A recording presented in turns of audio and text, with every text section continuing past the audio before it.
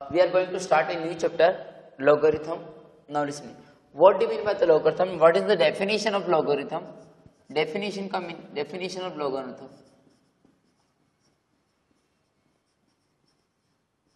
Logarithm. Okay.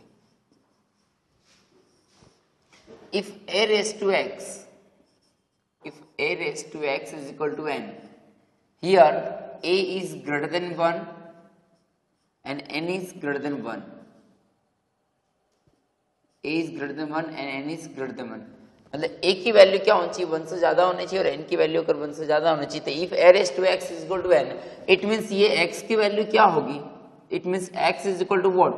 log n to the base a. log n to the base a मतलब ये x की value क्या होगी? ये n log n to the base a, ये हमारे x की वैल्यू हुई. जैसे फॉर एग्जाम्पल मैं आपको बोलूं 2 raised to 4 is equal to क्या होता है? 16 होता है ना. तो इट मीन्स 4 क्या है? ये 4 is what? log 4 is equal to log 16 to the base 2. log 16 to the base 2, ये 4 की वैल्यू क्या होगी? 4 is equal to log 16 to the base 2. किस तरह से? तो देखो ये 2 की पावर हम कितना करेंगे तो 16 आएगा? 4 ना. log 16 का मतलब क्या होगा? To the base 2. तो जो भी बेस है वो बेस की पावर हम कितना करेंगे तो कितना आएगा? 16 आएगा. तो हम बेस 2 है तो 2 की पावर 4 करेंगे तो 16 आएगा ना. तो therefore log 16 to the base 2 is 4. Okay. जैसे अब कॉल में 2 raised to 5 is equal to 32. It means what? 2 raised to 5 is equal to 32. It means क्या होगा कि ये 5 का मीनिंग क्या होगा? ये 5 का वैल्यू क्या है? It means 5 is equal to what? log 32 to the base 2. ठीक है. तो मतलब 2 की पावर कितना करेंगे हम तो 32 आएगा. तो 2 raised to 5 करेंगे तो 32 आएगा ना. तो 32 मतलब देयरफॉर आंसर इज 5. तो मतलब log 32 to the base 2.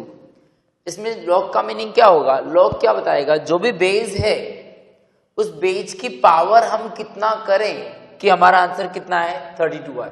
मतलब इसको ऐसा बोल सकते हैं कि यहाँ पे ऐसा बोल सकते हैं log 32 मीन्स क्या है? 2 raised to 5 बोल सकते हैं और बेस में 2 है. तो जो ऊपर जो पावर है 5, ये पावर का आएगा. जब log में क्या रूल्स है? जो भी पावर होती है वो आगे मल्टीप्लाई में आती है. तो पावर आगे मल्टीप्लाई में तो क्या होगा? 5 log 2 base 2. और log में क्या रूल्स है कि जो भी अगर ये बेस और नंबर इक्वल है तो उसकी वैल्यू क्या होती है? 1. तो उसका आंसर क्या आएगा? 5. क्लियर था? तो बेस log की डेफिनेशन क्या है? If a raised to x is equal to n, then x is equal to what? log n to the base a. इतना क्लियर? तो अगर 2 raised to 4 is equal to 16, it means what? 4 is equal to what? log 16 to the base 2. 2 raised to 5 is equal to 32, it means what? 5 is equal to log 32 to the base 2. ठीक है इतना? Okay. Now listen me. Rules of log.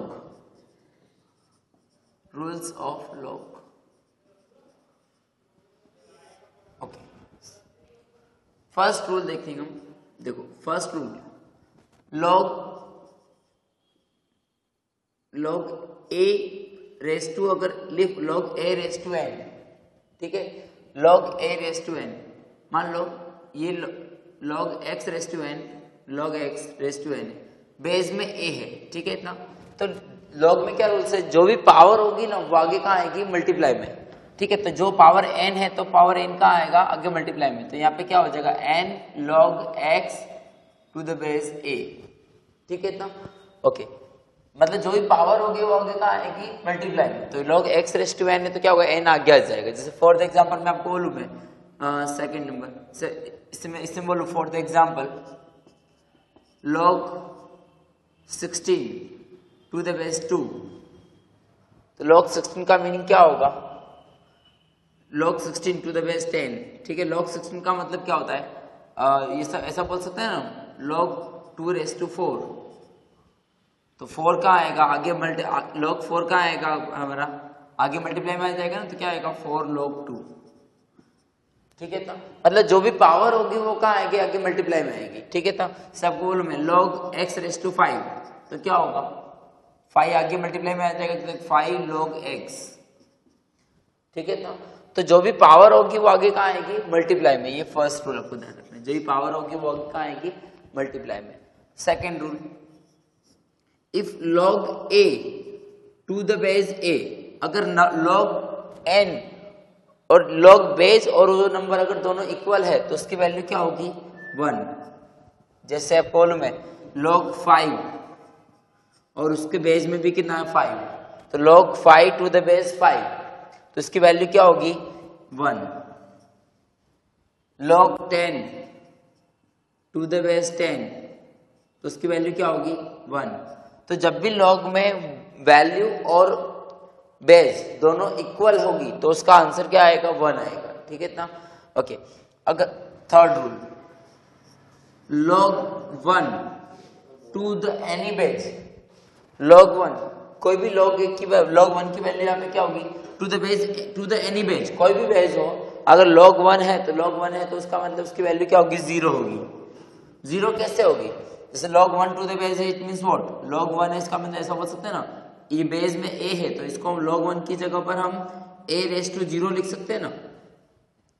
किसी की power 0 होता है, answer 1 आता है, तो log 1 का मतलब क्या हुआ, a रेस टू 0। तो जो ही पावर है वो आगे कहाँ आएगी, मल्टीप्लाई में आएगी। तो यहाँ पे क्या आएगा, 0 log a to the base a, तो यहाँ पे क्या आएगा आंसर, 0 आएगा। इतना ठीक है।